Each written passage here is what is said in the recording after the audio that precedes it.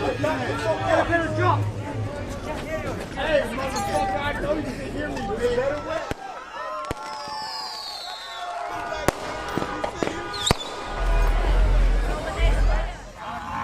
Breathe, look at me. Neck, man. One of my homies died. With the back phone. I'm about to just die, just say. Relax. Man, I can't breathe in my face. Just get up. What do you want? I can't breathe, officer.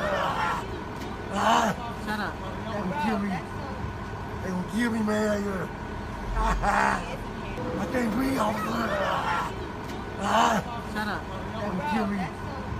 They gonna kill me, man.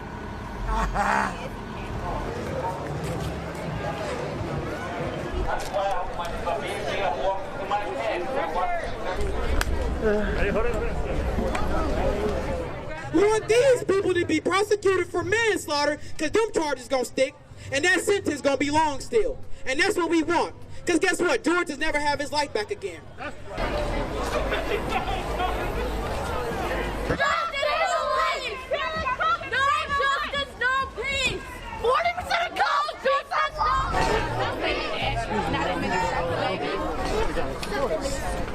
I saw a video of the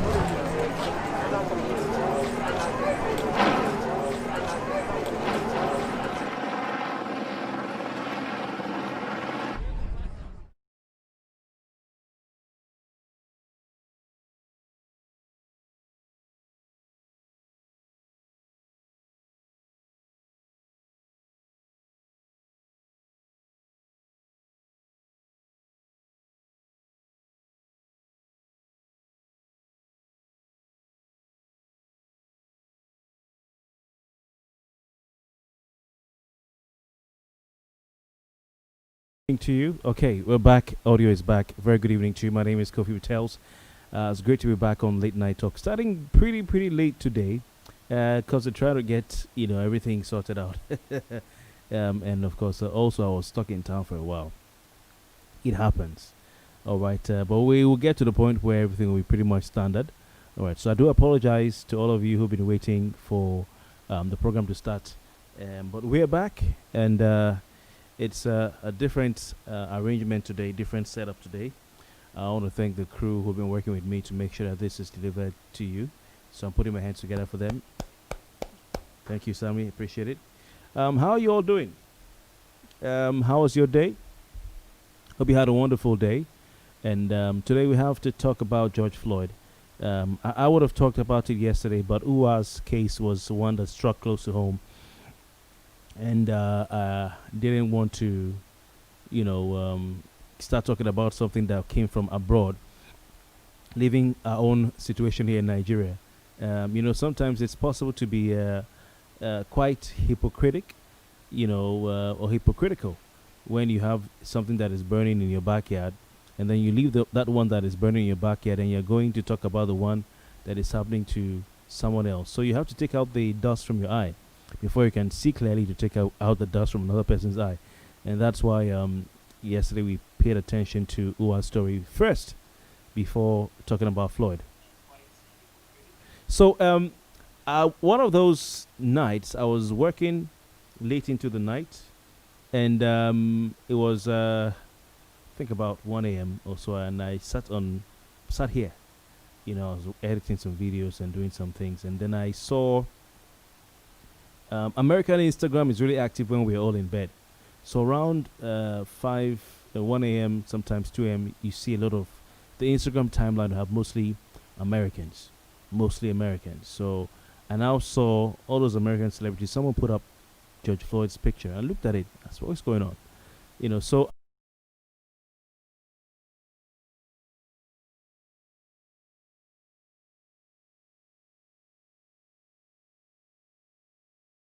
it was just so horrible, horrific. I can't. I mean, when did we ever think we'll get to the point? Or could we have ever imagined we'll get to the point where someone's death would be captured live on video? Did we ever think we'd get to the point where someone's death will be captured live on video? I mean, it's something I can't even begin to imagine. Something I can't begin to even fathom. I can't begin to fathom that someone's death will be captured live on video, and then we'll look at it as a person dies. We watch it, we post it, it's shared. The old people are watching it, the young adults are watching it, the young people are watching it, the teenagers are watching it, the kids who have phones and internet access are watching it. I never thought I would see such a thing happen. I think somebody some time ago also killed himself live online. It's crazy. Really crazy indeed. So you saw the video. I'd like to get your thoughts on what's happening in America. First of all, my name is Kofi Bartels, and this is Late Night Talk. Is what's going on in America of concern to you? I'd like you to call me. Number to call, please, quickly, 080-620-99556. I'll just type it out here for you. So please call 080-620-99556 to participate. All right. That's if you would like to call, not just air your thoughts via commenting. Feel free to do that. 080-620-99556. I've typed it in the comments so you can see it. You can copy the number and call me right now. It's really sad what happened to George Floyd. May so rest in peace. So what are your thoughts on what's happening in the United States of America? What are your thoughts on the killing of this black man? What are your thoughts on racism in the United States of America? What are your thoughts on the response of the American government, the police over there, the protests going on over there, and also the performance of the President of the United States of America, Donald Trump? What are your thoughts on that? You see, I've been watching the videos over and over and over and over again. And I said to myself that Nigeria police will copy what they say. I mean, our own is sometimes worse. But now they're going to be doing it more deliberately. Like, we are watching on CNN, even American police is flogging Americans. It's kicking Americans. It's punching Americans when they protest. They charge on them. They push them down. They will say, we too want to do it. Our police are fond of copying the things that they see other. Look at coronavirus. Look at coronavirus. Think about it. Just look at coronavirus. When they saw the Indians, our policemen and soldiers, when they saw the Indians kicking people who were flouting the curfew, when they saw the Indians caning people, that's when we started seeing policemen flogging people. Indians were the ones that went viral on the internet, social media, WhatsApp, Instagram, etc., Facebook, and our police copy. I'm not saying that police have not done these things, but by and large, it's not all the time that people protest that they are tear gas and beating. Maybe they just tear gas, they will fire a shot and then they'll go away. In fact, they will even shoot. But now they will say, okay, let's beat you small before we shoot. It's it worries me. I pray our policemen don't say, see what the Americans are doing, let's copy. Let's go and beat them up on the street. Okay, please call me right now if you have thoughts on this. 080-620-99556. 080-620-99556. We'll be very glad to hear from you. If you love the setup, you love what we're doing here, you can tell us. But if you have ideas for us, we'll be very glad to hear from you. So let's go back to that story. George Floyd. This happened on May 25, 2020. An African-American man was killed in the Powderhorn community of Minneapolis, Minnesota. No be a community here. It's America. While Floyd was handcuffed and lying face down on a city street. During an arrest, a policeman, a white American Minneapolis police officer, Derek Chauvin, kept his knee on the right side of Floyd's neck.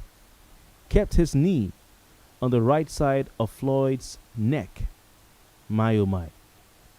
For not just one, two, 3, 4, or 5 minutes. He kept his knee on the poor, innocent black man's neck for 8 minutes. 8 good minutes, my brothers and sisters. 8 good minutes. It's when he kept the guys. I mean, I couldn't watch the video. It took me a long time. It took me a long time to watch this video. It took me a long time to watch it. I think I was with one of you. I was with you, right? When I walked out. I walked off first. It took me a really long time to watch the video. Even look at the picture. It took me a really long time. So if you have any thoughts on this, please feel free to you can comment, in the comment section, or you can call in. Number to call again is 080 620 99556. 080 620 99556. Please feel free to call in and have your say. So back to the story of George Floyd. This man was handcuffed. They cuffed his hand at his back. He was lying down facing the ground. And as if that was not enough, the policeman, white American, pressed his knee on Floyd's neck for 8 minutes and 46 seconds. According to the criminal complaint against the policeman, Derek Chauvin, 2 minutes and 53 seconds of that time that he had his knee on George Floyd's neck occurred after Floyd became unresponsive. So, out of the 8 minutes and 46 seconds, for 2 minutes and 53 seconds, George Floyd, this hapless, innocent black American, was unconscious. Think about that, my brothers and sisters. He was unconscious. It's really sad. Really sad. And he was saying, I can't breathe. I can't breathe. He was calling his mom, Mama, Mama, I can't breathe. And they just sat down there,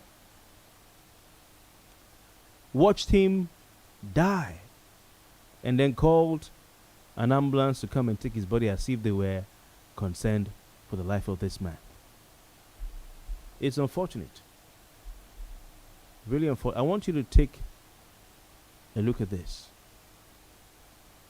Maybe you tell me what you think.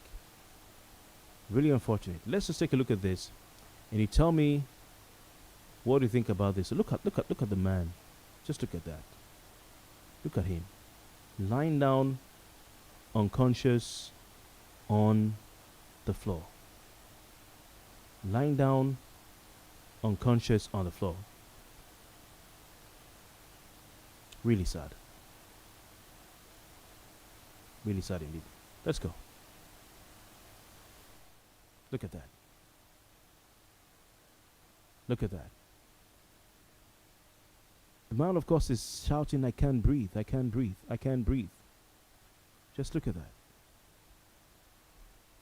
What kind of wickedness is this?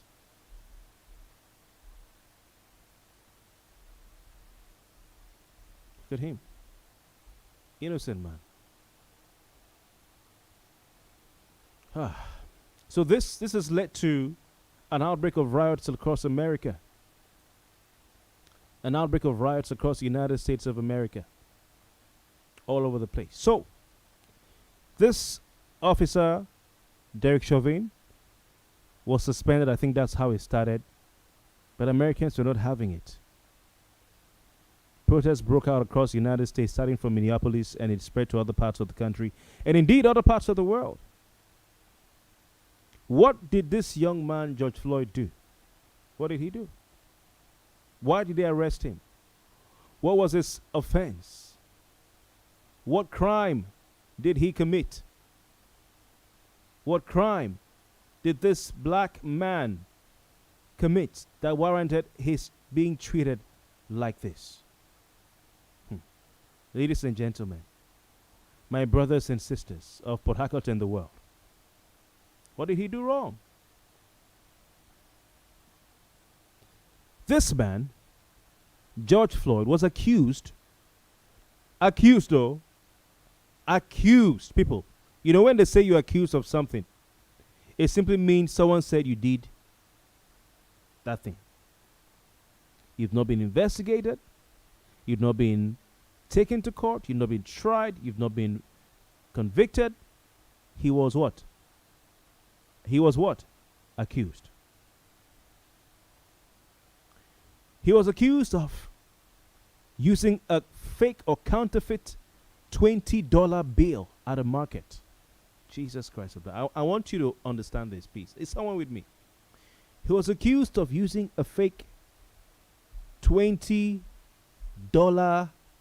bill at a market.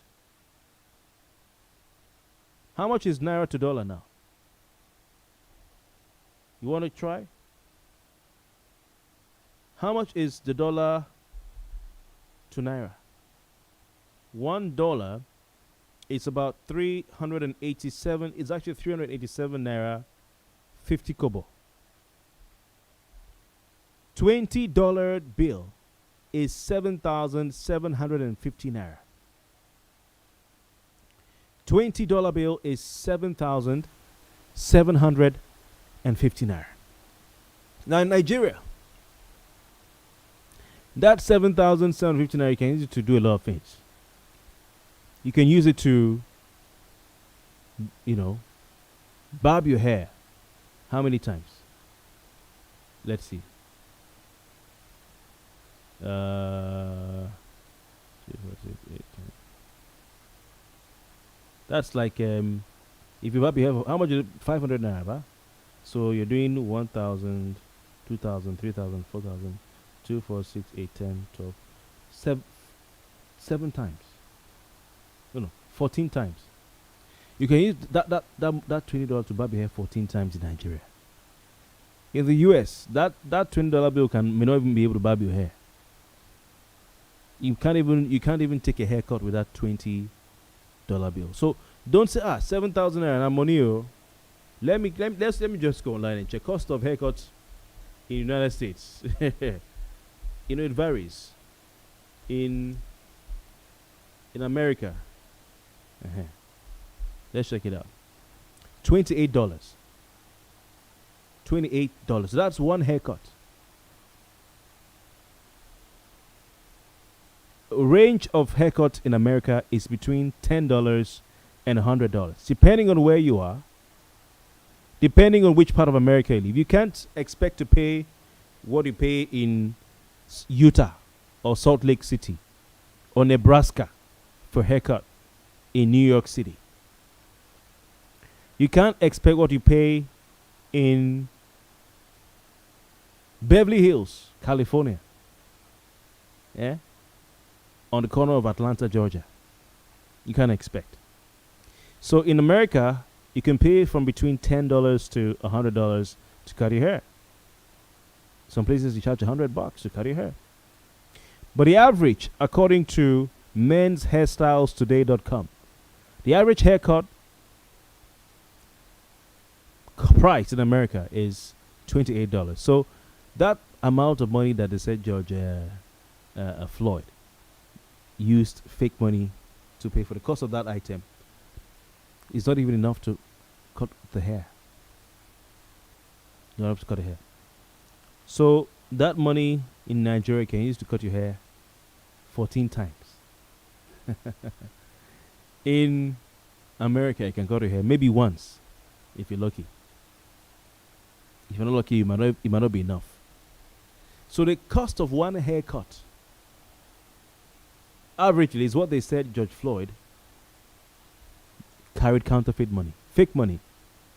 So imagine someone goes to one of these local supermarkets and wants to buy, what do they sell for? Because that's 7,000 naira here. In America, it's like 400 naira. That 7,000 naira here in America is like 400 naira. So imagine you go to your street corner Megad or Malam. Say, Malam, I want to buy bread. 400 naira. And then you give him fake naira. And then he sees it's fake and he calls police on you. And the police kill you because of that. My God, my God. The police kill you because of that. That's what killed. Cost of a loaf of bread. Cost of one haircut. It's not even up to a haircut, sir. It's not up to in America. That's what they killed him for. Please call right now 080-620. If you want to call, feel free.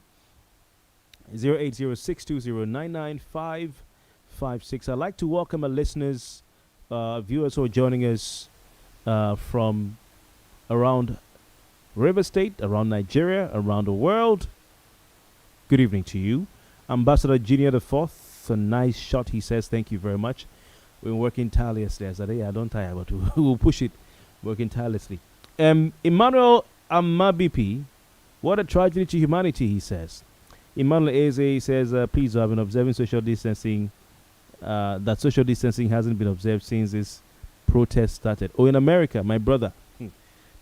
You know, I was thinking about a conspiracy. I wanted to tweet it today, but I said, let me just wait, because I put some tweets out about a conspiracy to wipe out the black men, black race, blacks in America. But that's not a matter for another day. It says, I've been observing that social distancing hasn't been observed since this protest started. I beat Corona, don't go strike. My brother, you know, what has happened in America is this. Social distancing has been thrown out the window in favor of social justice. They've carried social distancing. They've thrown it out in favor of social justice. They want social justice. So they've thrown out social distancing. They are embracing social justice. And I watched one black American say he can go get a test after he leaves that place. If it comes out positive, he can take care of himself. He might not die. He won't necessarily die. He has no underlying health conditions. He's okay. But if someone is shot, as a black American, what's the next thing that could happen? He's dead. He says, as a black American, I know what to do to protect myself against coronavirus. As a black American, I know what to do if I leave here. I'm going to go get a test. And based on what comes out, I'll take the appropriate steps. But he said, I don't know what to do to not get killed by a policeman. I don't know what to do to not get shot by a white American. I don't know what to do. So we've done, what should we do? Someone goes jogging in a neighborhood, they shoot him. They lynch him. So I don't know what to do. We kneel down, they shout, we are disrespecting the flag. We surrender ourselves on the roadside, they press our neck and we die. A child is playing with a toy gun in the park, 12-year-old. They shoot him. He's holding a gun. Oh, we didn't know it was a toy gun. Boom, boom, boom. Don't kill him. I don't know what. So he says, right now, I don't care about coronavirus. I'm protesting because I know what to do about coronavirus. But I don't know what to do to stay alive, to not get shot in America. Imalaise, thanks for that point. You've allowed me to preach on it. Oh my. Okay. AB George Apangolo, good evening to you. I'm going to call because I'm still going to be done. I'm really, really tired. Had a long day, short night. But we've made sure that this thing is all set up well for you, for your enjoyment. So I'm happy doing this. I'm happy doing this. Okay. But we might just end by 11 today. Which we won't do the full hour. But if you can squeeze in a call before I go, that'll be great. Also thinking of starting late night talk earlier than usual. What do you think about that? If you have some thoughts on that, let me know. AB George Akpangolo, thank you. Jimmy Jack, Oyeleke Temi Loye Taufik says, what happened? Power failure. I don't know. Is it when the screen went dark? We'll be right back. No, it wasn't power failure. It's just a network connection. Okay. Diamond Baby Picky says, nice one there. Doom DC Prince Ledono says, good evening. Abraham Akenji says, the black man has no original initiative. How do you mean? Okay. Oh, we copy everything. We copy everything. Oh, we have a call coming through. Hello. Hello, good evening, Kofi. Hi, good evening. What's your name? Where are you calling from? Dr. Briggs is my name. I'm calling from Port Harcourt. Is this Dr. B.A. Briggs, the Dr. Briggs that I know? Yes, it's the Dr. Briggs that you know. Oh, my brother, nice to have you join us today. Sorry we started late, trying to make sure we put things in place for you. It's okay. It's better late than never. Okay, concerning the death of Floyd, George, right? That's his name, right? George Floyd, yes. Uh-huh. It just shows that racism has been institutionalized in America. And it's unfortunate. Some of us are there.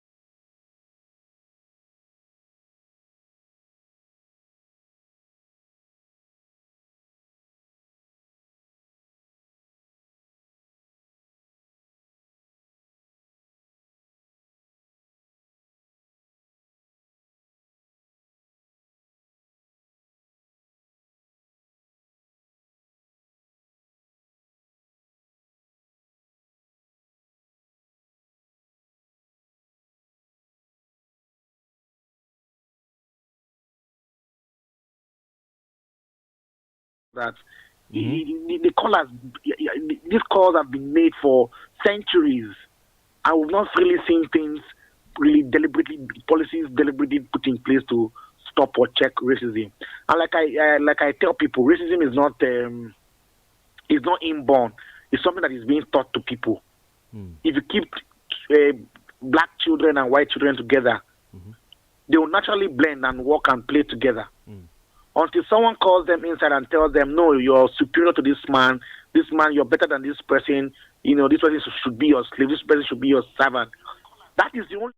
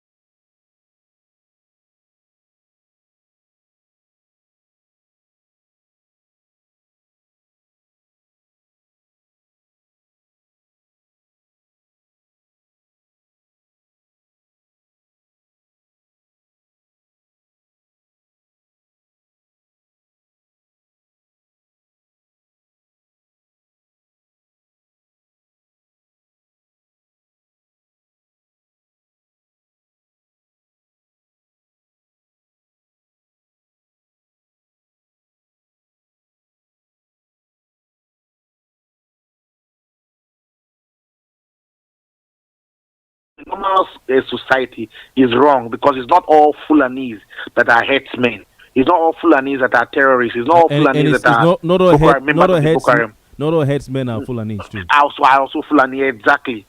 So, but there's this outrage in America is a reflection of what has really happened. It's not just an isolated incident.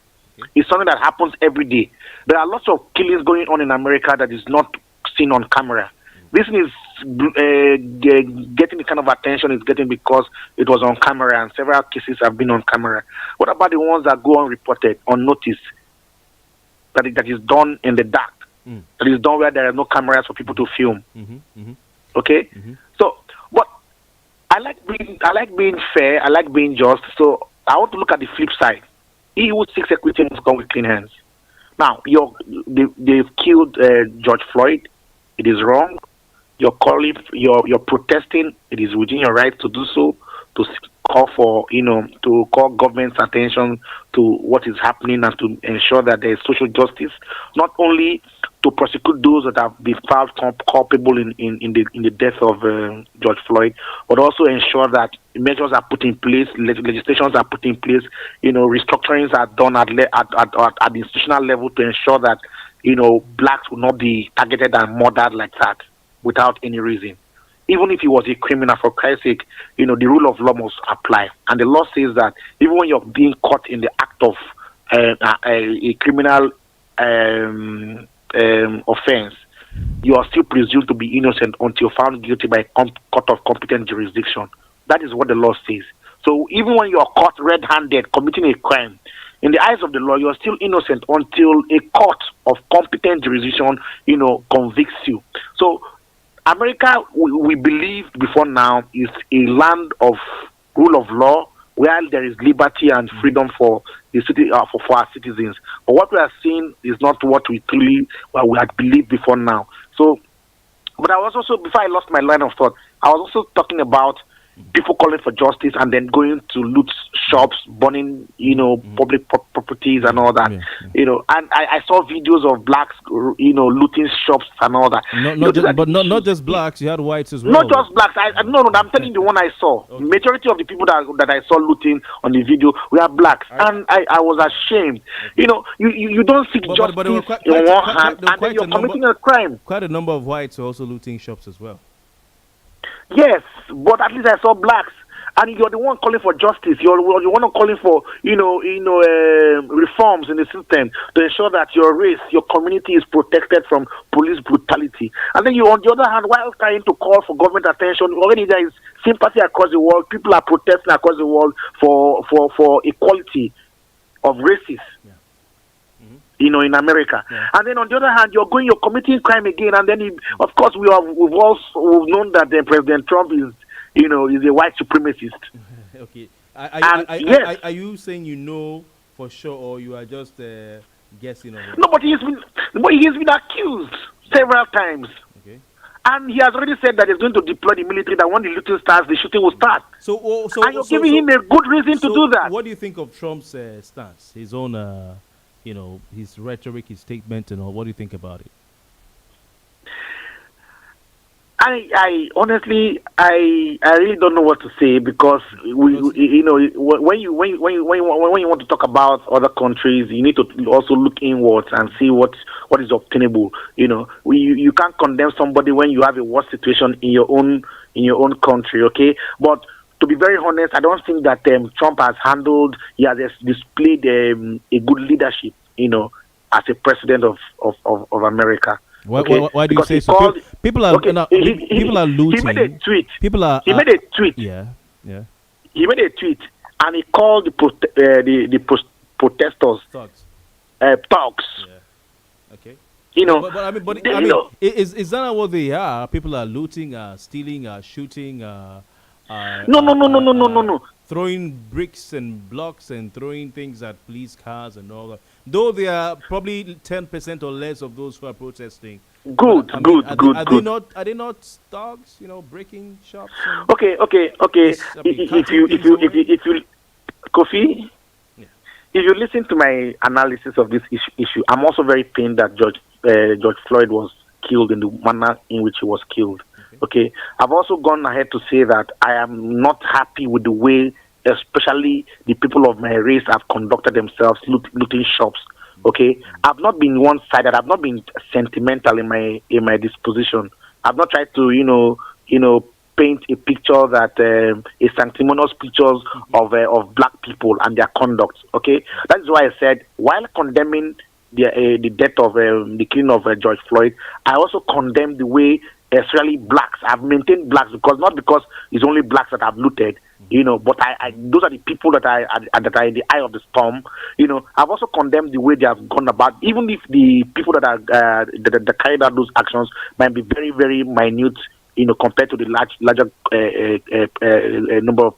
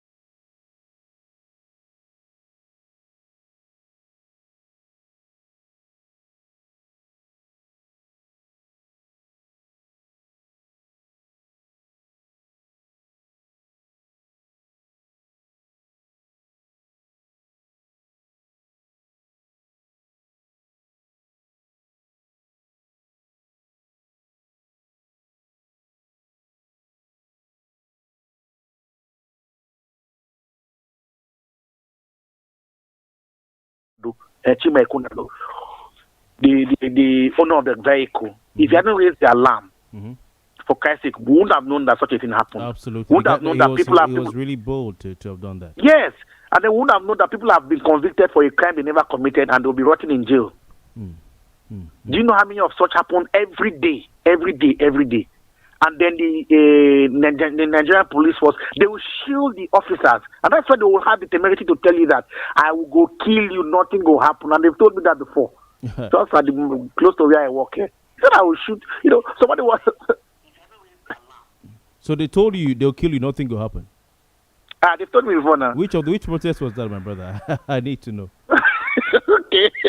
It happened some few years ago, like 2.5 years ago, just before I got married. I was on duty in the hospital at the National Surgery University of Education. So my wife wanted bread, so I needed to drive out to somewhere around, still within the warfare area, to get bread. Not far, just about five minutes drive. So immediately I stepped out. I just finished buying the bread from the supermarket, and I was on my way back. I got a call that I'm having an emergency in the hospital, so I was, trying to meet up the emergency. So I didn't know that they had mounted a checkpoint just opposite the police station. If you know your way around Iwofe, you know that it's only when you're driving out of Iwofe from the university or coming towards Wimpy that there is a checkpoint. When you're coming in, there is no checkpoint. But that night, all of a sudden, I didn't know that they mounted a checkpoint, which was unusual. It was not a statutory checkpoint. Okay. So by the time I noticed that there was a checkpoint, I was already close to them. So I applied my brakes. I said, "Come on, come down. I said, please, let me clear." Usual. I cleared and I came out and I was even talking to him like, what if my brakes failed? I would have hit you. You're just standing on the middle of the road. Don't do your job like that. By the time I knew, I thought I was talking to somebody even reasonable. The dirty slap he gave to me, man. He slapped the hell out of me. You slapped me, and I will slap you again. So a taxi was passing with passengers, and one of them recognized and said, "He's our doctor. He's our doctor." He's a foolish doctor. You are. You're a very foolish. I will shoot you, and nothing will happen.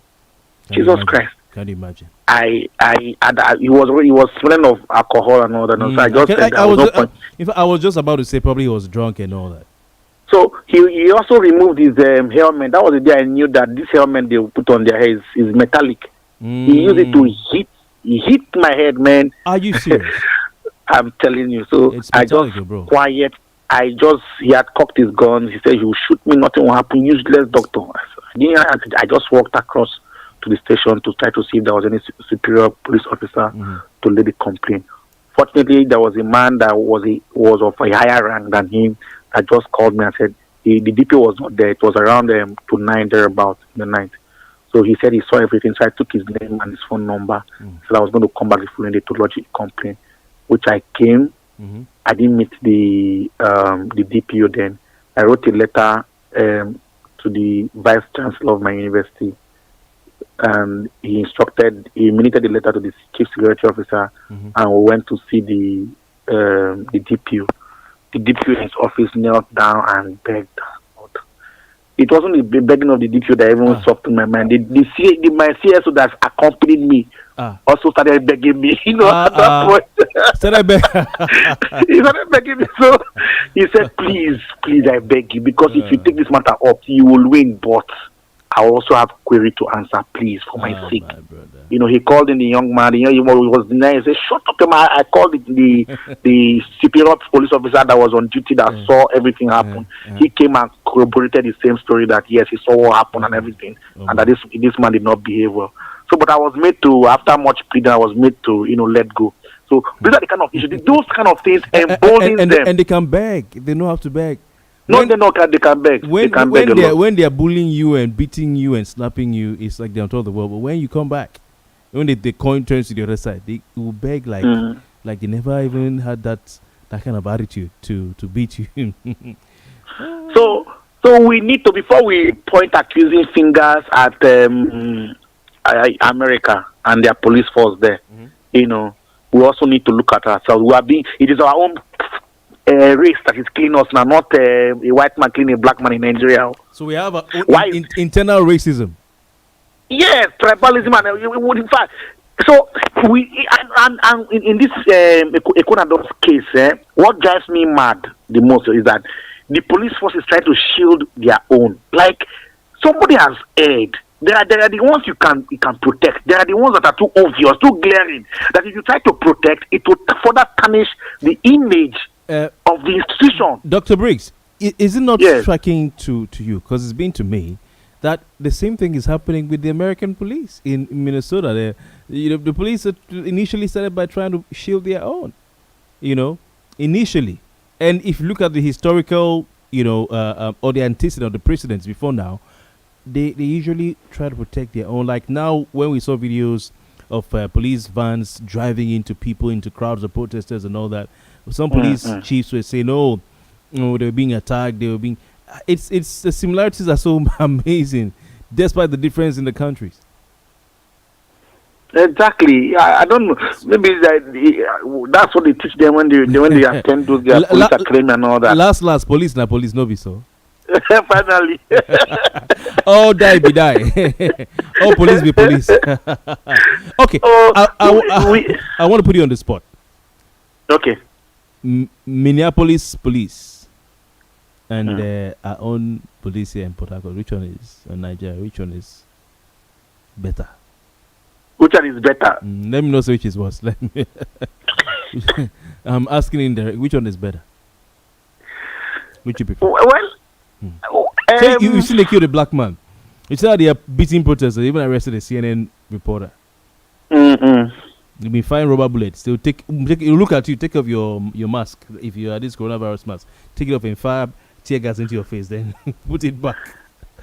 But honestly speaking, I would say Nigerian police are better because at least. Hey! No. And I'll tell you why. I never thought I would see this day in history.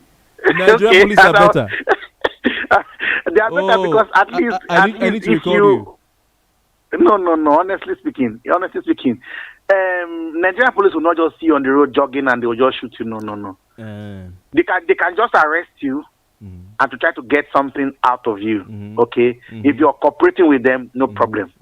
Now, if you look at the circumstances surrounding Ikunado's case, they had some money on them, and the police was more interested in taking that money from them than even the crime they've committed.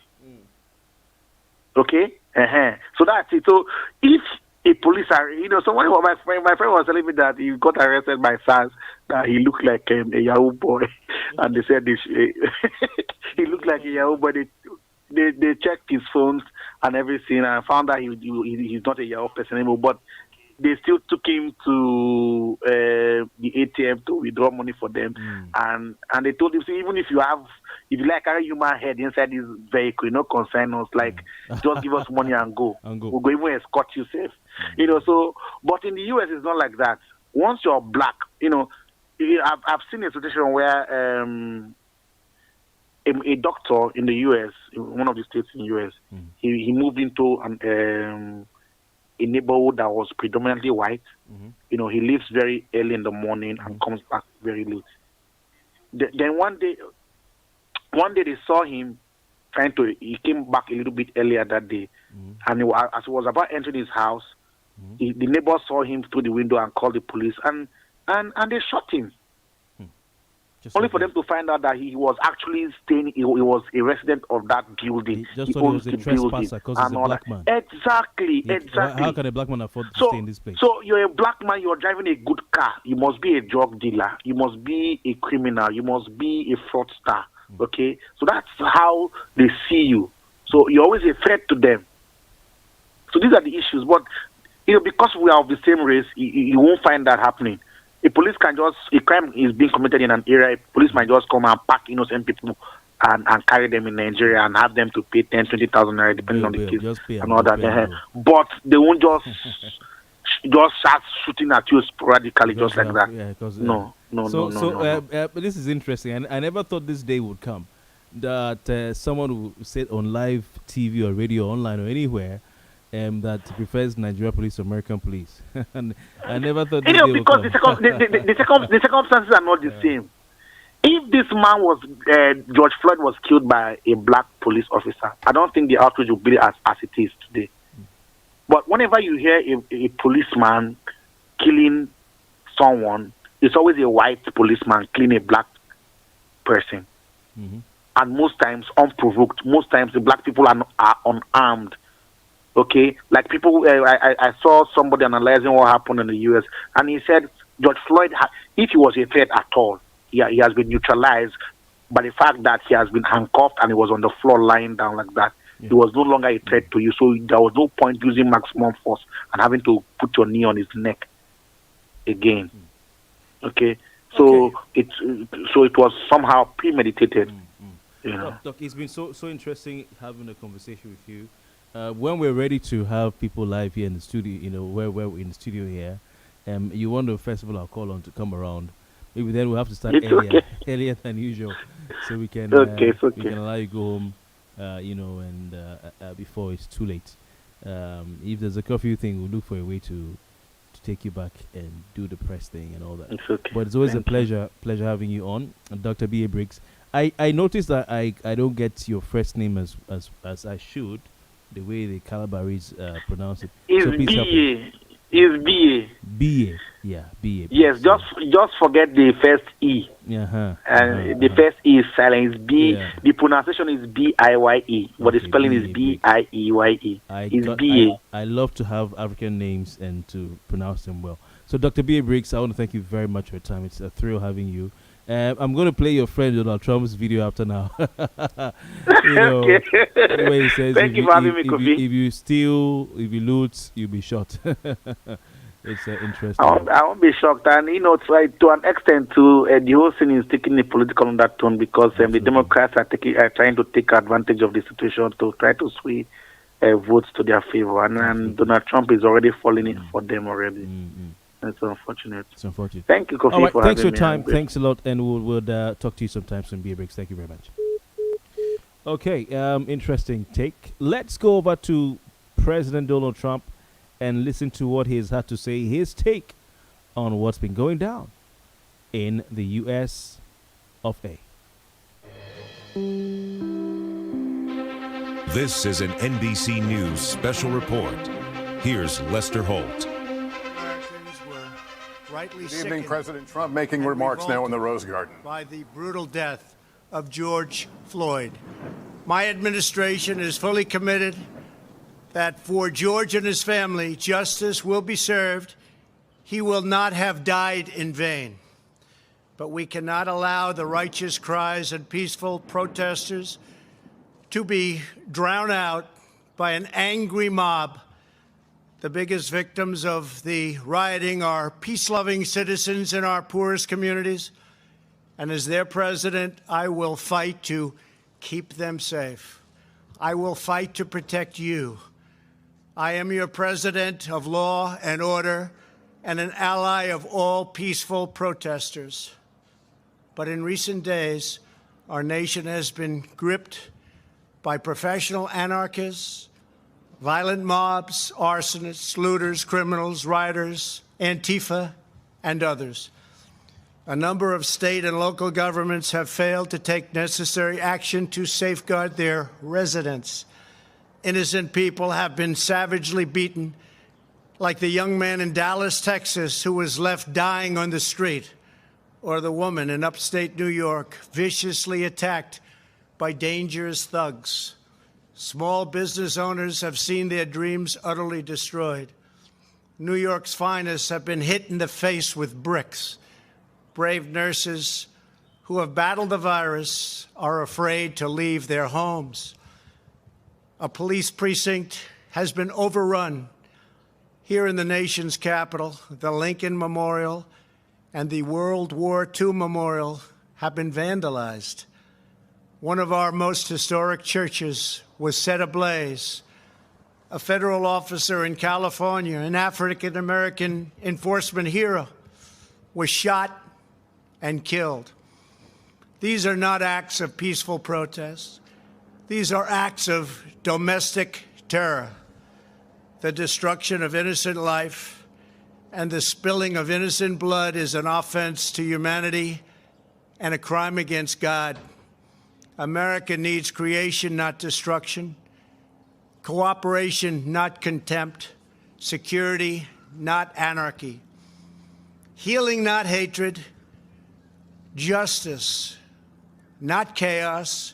This is our mission, and we will succeed. 100%, we will succeed. Our country always wins. That is why I am taking immediate presidential action to stop the violence and restore security and safety in America. I am mobilizing all available federal resources, civilian and military, to stop the rioting and looting, to end the destruction and arson, and to protect the rights of law-abiding Americans, including your Second Amendment rights. Therefore, the following measures are going into effect immediately. First, we are ending the riots and lawlessness that has spread throughout our country. We will end it now. Today, I have strongly recommended to every governor to deploy the National Guard in sufficient numbers that we dominate the streets. Mayors and governors must establish an overwhelming law enforcement presence until the violence has been quelled. If a city or state refuses to take the actions that are necessary to defend the life and property of their residents, then I will deploy the United States military and quickly solve the problem for them. I am also taking swift and decisive action to protect our great capital, Washington, D.C. What happened in this city last night was a total disgrace. As we speak, I am dispatching thousands and thousands of heavily armed soldiers, military personnel, and law enforcement officers to stop the rioting, looting, vandalism, assaults, and the wanton destruction of property. We are putting everybody on warning. Our 7 o'clock curfew will be strictly enforced. Those who threaten innocent life and property will be arrested, detained, and prosecuted to the fullest extent of the law.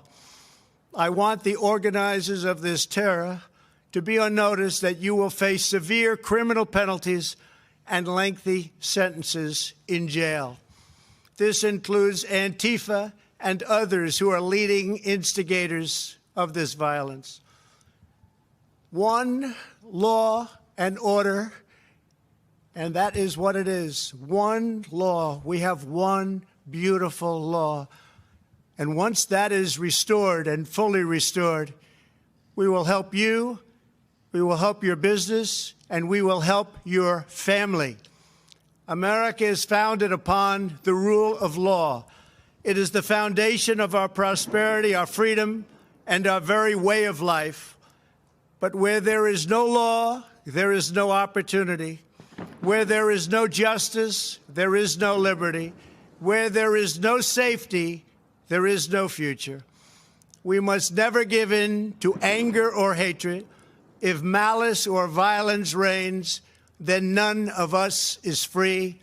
I take these actions today with firm resolve and with a true and passionate love for our country. By far, our greatest days lie ahead. Thank you very much. And now I'm going to pay my respects to a very, very special place. Thank you very much. President Trump speaking in the Rose Garden on the unrest we've seen in this country the last several days.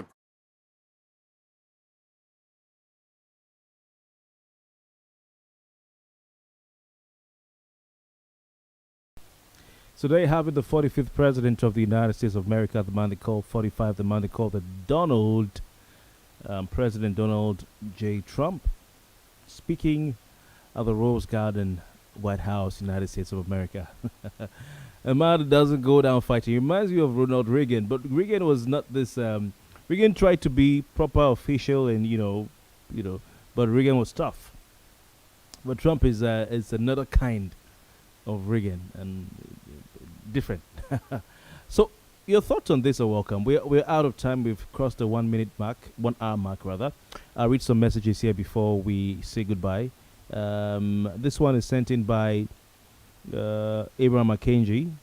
Okay, I think Abraham, I was reading your message before the call came through, so let me just complete it. Abraham says the black man has no original initiative.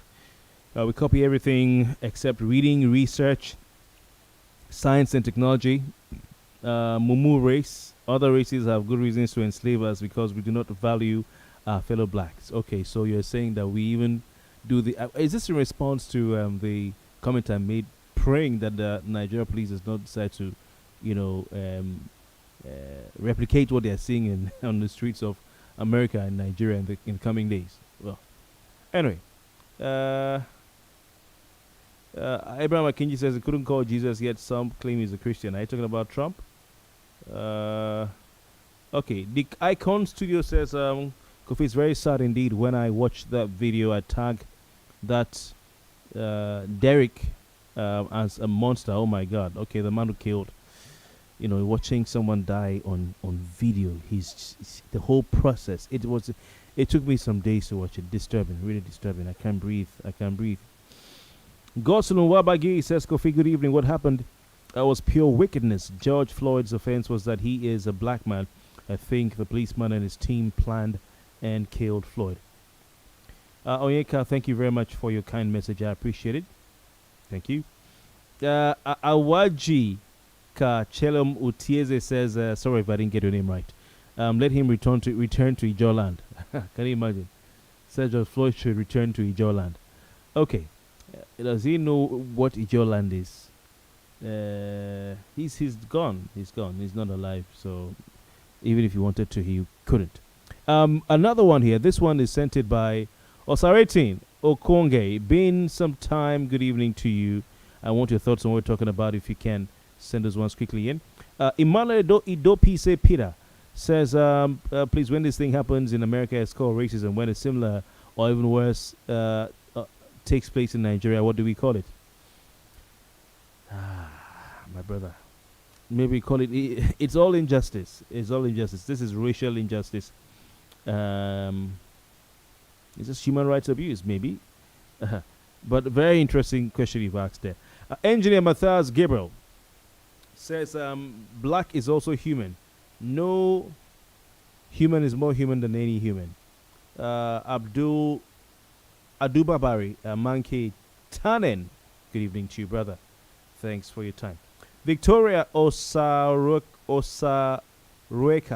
says, my name is Victoria Osarueka. I think it is a very sad event. The Americans should always try to be fair in handling offensive matters and to keep being together. Thank you for the good work. Thank you, my dear Victoria. A.B. George Apangole says, it's indeed very pathetic, and it's like brutality is in the DNA of the police force. Okay, I talk about the police force all over the world. My brother, not a small thing. Or if you're talking about police force, maybe, I mean, is it not funny how the similarities we have between police in Obodo Ibo and police in our country, Nigeria, Africa police, third world. Someone put up something on Instagram, a picture of a very fine American police officer, and said, I don't mind if this one arrests me. That's the girl put it up, said, I won't mind if this one arrests me, if I can handcuff me.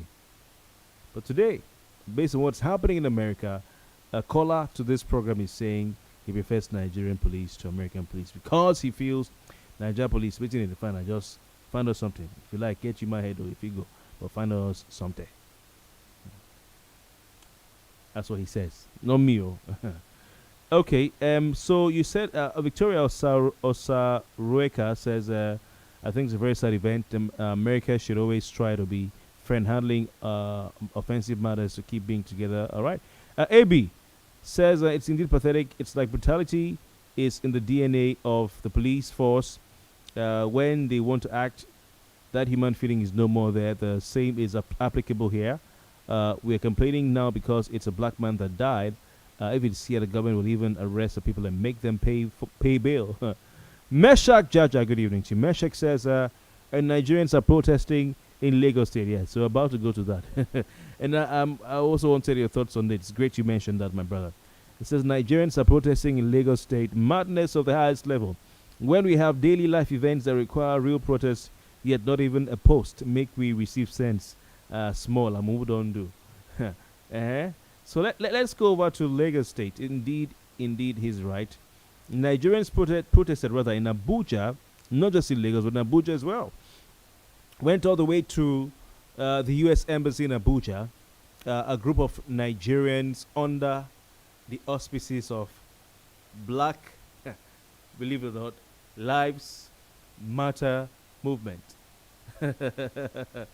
Believe it or not, ladies and gentlemen, a group of Nigerians under the auspices of, believe it or not, Black Lives Matter movement in Nigeria on Tuesday besieged the embassy of the United States of America in Abuja to protest the gruesome murder of George Floyd by Minneapolis police officer. The protesters defied the armed policemen stationed at the embassy to drive home their message. You need to see pictures of them lying down. My, oh my. You need to see pictures of them lying down, on the floor. You want to see? You can come and see. Should I show you pictures of these Black Americans lying down on the floor in front of the American embassy saying, we no go gree. They tied themselves to the floor. And so here is saying we should receive sense. You haven't said anything, my brother. Let me show you guys. Where is that thing? BLM. Here we go. Here it is. People are there complaining. See your fellow brothers and sisters. Yeah? See them here. Black Lives Matter. Over to you. Here it is. Okay. Let's go. We're there complaining. Black Lives Matter. Doesn't Black Lives Matter before? This is Black Lives Matter Nigeria branch. Yes. Black Lives Matter Nigeria branch. So somebody is saying, and Nigerians are protesting madness of the highest level when we have daily life events that require real protest, yet not even a post. Make receive sense, small, don't do. This is Meshach Jaja. Meshach, can't you see people lying? See, this one is lying down. He's lying on the ground, tie hand for back. The one is on his, and they're acting the whole thing out. Drama. But I mean, can you blame these Nigerians who are protesting? Can you blame them? Because this is a real situation, my brothers and sisters. It's a real situation, someone died in another part of the world. Can we honestly say we're not concerned about what happens in another part of the world? Because tomorrow it might be Nigeria, and we would expect other people in other parts of the world to, support us, to protest. For instance, when we had the Chibok girls, there were protests all over the world. What if they said, they have their own issues, Nigerians, you can protest your own? In fact, the protests that held in other parts of the world were more than the ones that held in Nigeria. And that galvanized the Nigerian, what do they call that Chibok girls movement again? Bring Back Our Girls movement. Initially, the protests around the world were higher than the ones we had in Nigeria. And then Nigerians also joined, and it picked up. But in fact, I think we're all overwhelmed that this thing caught on around the world. Bring Back Our Girls. It started in Nigeria, but the ones that went, come on now. See Michelle Obama holding up, see all these other celebrities and all that. So what if they had said, we're not going to, it's not America, it's not Iran, it's not UK, let's leave Nigerians to handle their own matter. Yeah? So you're here criticizing the Nigerians who are protesting against racism in America. See, Nigeria branch of Black Lives Matters. Yeah? I'm sure they have a president and secretary. But I mean, I think it's okay. We're part of a global village, all right? And let them do their thing. So they should receive sense. So that's Nigerian Black Lives Matter. I see him lying on the ground there. Tie a hand for back. Life for road. Meshach Jaja, you don't see him.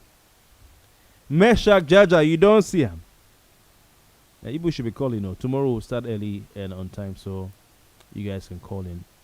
Ikeaja Ebuka says, hello, Kofi. Are you still okay? Thank you for your time. Lord bless you and keep you. Amen. Osareti is back. Says, at this point, psychoanalysis is of paramount importance in recruiting security personnel, both abroad and in Nigeria. Osareti, between Nigerian security personnel or police and American police, who do you prefer? Aduba Barry Monkey Tane says, while thanking the whites who videoed and exposed the evil by the racist police officer, I think it was a black who did it. Okay. The shop that had the security camera is owned by whites. Yes. While the original phone video was done by a black lady or something like that. But the shop, yeah, of course, white. True. Because the security cam from that shop really gave more evidence, but they are trying to even use that video now from that shop to say, that George Floyd resisted arrest because of some sort of, let me play that video for you. Let's go. Let's check it out. This is the video from the shop, the security camera from the shop. Okay, are we ready for it? Okay, so let's go. This is an NBC News special report. Here's Lester Holt. Americans were rightly Good sickened. evening, President Trump making remarks now.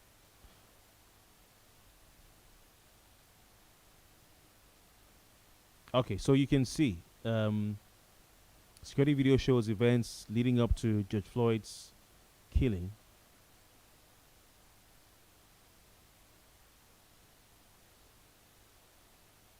Can you see that? Camera 2. New security video shows events leading up to George Floyd's arrest, sorry.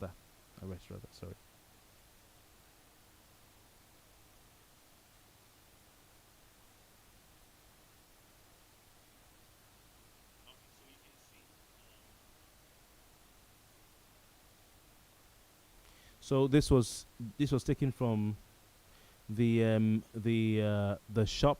This is the CCTV. What we call CCTV here, closed circuit television, security camera, security video. It's in the corner somewhere there. You can see that I think they've gone to his car. I don't know if that is his car. Okay. You can see an officer is there talking to someone in the vehicle. This is going to take some time, okay? It takes some time. But if you have the time to watch the whole thing, then be patient. Okay, now you see someone is coming out. That's a policeman. This one is clearer and shows everything more than the okay.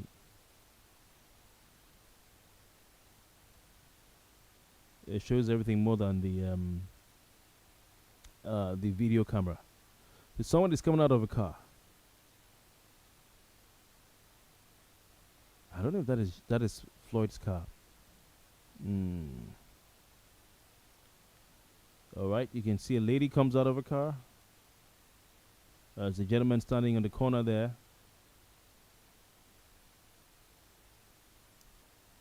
The policeman, a white guy talking to them, wants to check their boots. This one, they behave like Niger police. So one check boots. There's a car that's reversing and moving away. Something is happening the other way. You can see an officer is forcing someone out. Did he resist or what? That's George Floyd right there. They've called for backup. Another police van has pulled up. George has been asked to sit on the floor.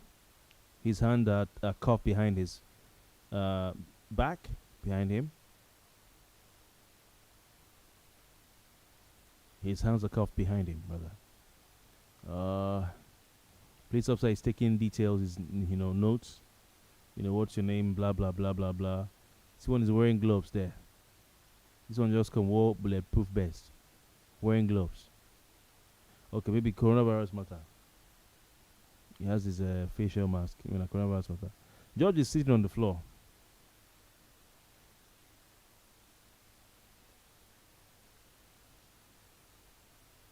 Yeah, taking notes. We're trying to get his name, his license, and something. It now shows the details of the notes he's taking to the man. Maybe they want to go and run a check on him. See if he has a criminal history or a criminal record. You can see that. So, the man who gets the note now goes to run a check on him, see if he has a criminal record or something. We don't get all these ones for this country now. Now they want to check your license plate online and use them to collect money from you.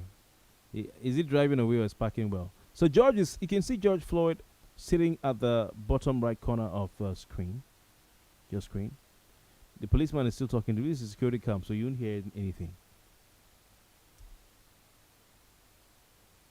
Is he picking him up? He says stand up. George even stands up by himself with his hand behind his back. Stands up. Policeman moves him. His hand is behind him. He's talking to the policeman. Moves him. He's crying. Maybe his hand is paining him or something.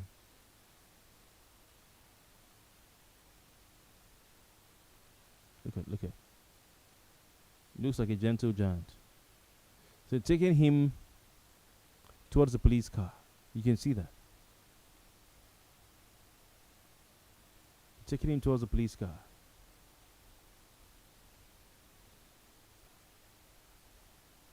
Can you see that?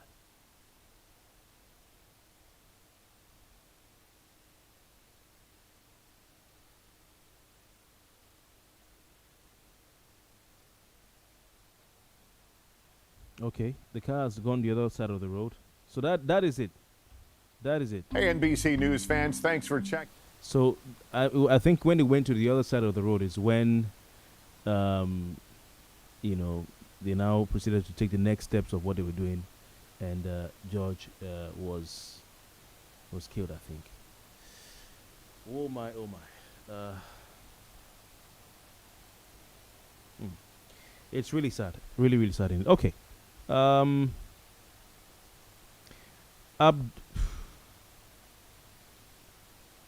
Okay, so Aduba Barry, thank you very much for your message as well. You're saying, I read it again. While thanking the whites who exposed, who took the video and exposed the evil by the racist police officers, I insist that those who converted the window of expressing the displeasure at the injustice to looting don't mean very well for the memory of George Floyd. All right, so you are following Donald Trump in that. Adubar, thank you. Initially, there was no voice when BL struck into us. Apologize for that. Osaritin Ogungai says, man, for this country, you got to stand up for yourself. The day task force, fake or real? Says the day task force, fake or real? Tried to bundle me into. Oh, they tried to bundle into their bus when I refused to give them money. Kofi, I fought for my life. I started shouting, thief or kidnapper. I screamed, shouted, and struggled with them until people gathered at Eloparo. My God, nowhere is safe anymore. Police, no police. Better, Mr. Kofi Bartels. Nigeria abroad, all of them are the same. Abi. Sorry, oh. Barcelona Uriye says Trump has my man, base one. Sorry, man, we've not heard from me for a while, but you will very soon.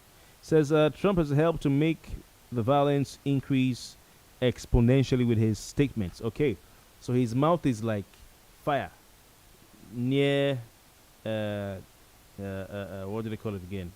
A gas cylinder. Okay. Thank you very much, Basone. Appreciate it. TNL Courier says, but I didn't hear him saying the police should shoot at protesters. It says looters anyway, looters. But I mean, they would not. You know, police now shoot. If you loot, we shoot. And people will just be running around, and some people will just loot, and they cannot shoot everyone. You know, it says, but I didn't hear him saying the police should shoot at protesters. Kofi, I find nothing wrong with what Trump just said. Okay. Or is there something I missed? Please enlighten me. Well, there've been some things that he has said as well. You know, apart from that, people have tried to talk about. I didn't play everything right there. Well articulated speech, if you ask me. A.B. George Apanglo says, well articulated speech. That's by Trump, if you ask me. For the time of this late night talk for me, 9:30 p.m. to 11 p.m. is ideal because at that time one has settled for the day's activities. Okay, all right. So we'll stick to that. Ephraim Emmanuel says, now wow, Ekusike America says, let us protest about. What do you want to protest about? You're on your own. You want to be like this man here. This one, these people here, see them. This in Abuja. You want to be like them. OYO, Oyo. Okay. TNL Corey says, really, at base one, I'd go back to it and listen for myself. Truth is, Trump is dealing with a lot all at the same time. If you ask me, the Democrats are having a field day. They truly are. Feeling all sorts of views in view of the upcoming elections. I agree with you. I'm a Democratic sympathizer, but I agree with you. I'm a Trump supporter. I'd rather have him there than those stylishly crafty Democrats. Smiling yet taking control of your life and setting you off in broad daylight unknown to you. Trump may not be the most articulate of presidents. It's not about being articulate. No. It's about what he stands for and what he means. Trump may not be the most articulate of presidents, but I trust his intentions more than those of his positions. Okay, all right. Eku Sikeo Indikachi on YouTube says police killings and brutality, bad governance. TNL Korea says more than. Okay, you try to correct what you said earlier. It says Leopard won't change its spots because it's the White House. We can argue about Trump's usual way of speaking all we want. He's who he is for me. In the long run, it boils down to politics, my opinion. All right. Thank you very much. Interesting points there. Daniel Chijoke says, have we finished talking about our own killings of innocent people everywhere in this country before talking about U.S. killings, mad people everywhere? All right. If there's anybody's bad, maybe you need to ask yourself who is. I'm certainly not mad, and my listeners are not mad as well. We decide what we want to talk about on this program, and it's our choice. We choose as freedom of speech, so that's what we choose to talk about today. You can, but I mean, brother, you live in a global village. We have things to talk about in this program. On this program, we talk about things in Nigeria and around the world, so take a chill pill, relax. Life should not be that hard, okay? All right, let's get back to the video of the things going on in America. Let's just play that one more time before we go. And we return, and then we'll say goodbye on Late Night Talk.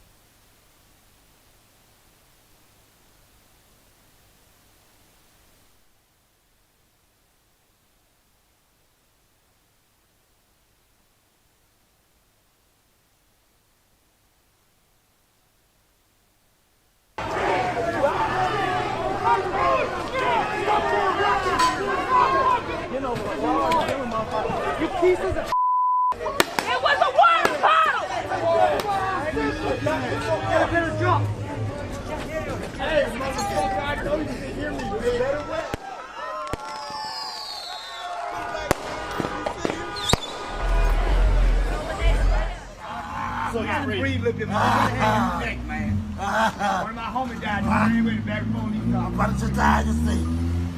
Relax. Man, I can't breathe in my face. Just get up. What do you want? I can't breathe, officer. Shut up.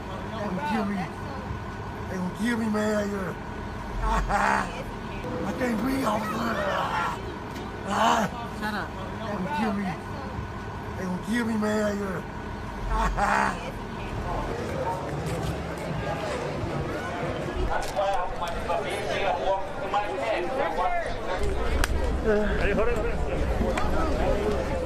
We want these people to be prosecuted for manslaughter because them charges gonna stick and that sentence gonna be long still. And that's what we want. Because guess what? George has never have his life back again.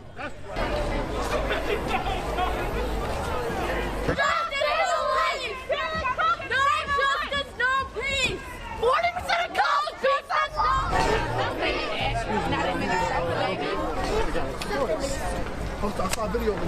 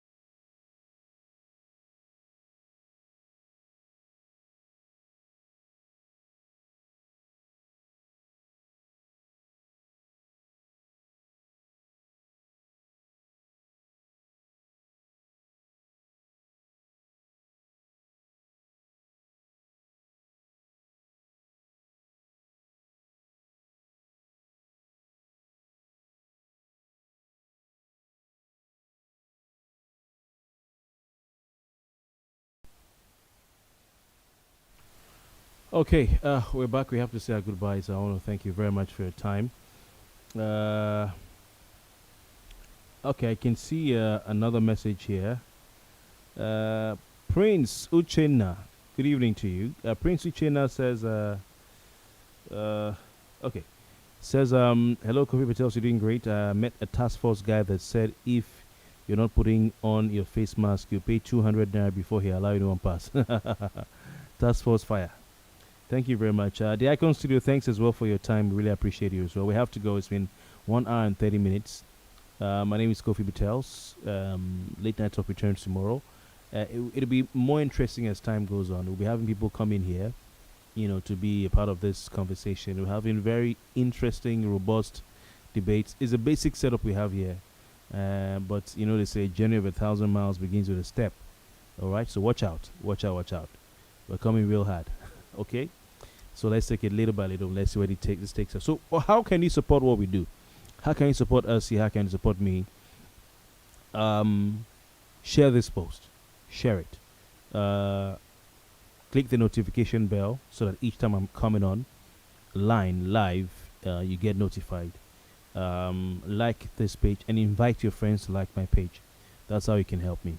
My name is Kofi Bartels. This has been Late Night Talk. I want to thank you very much for your time.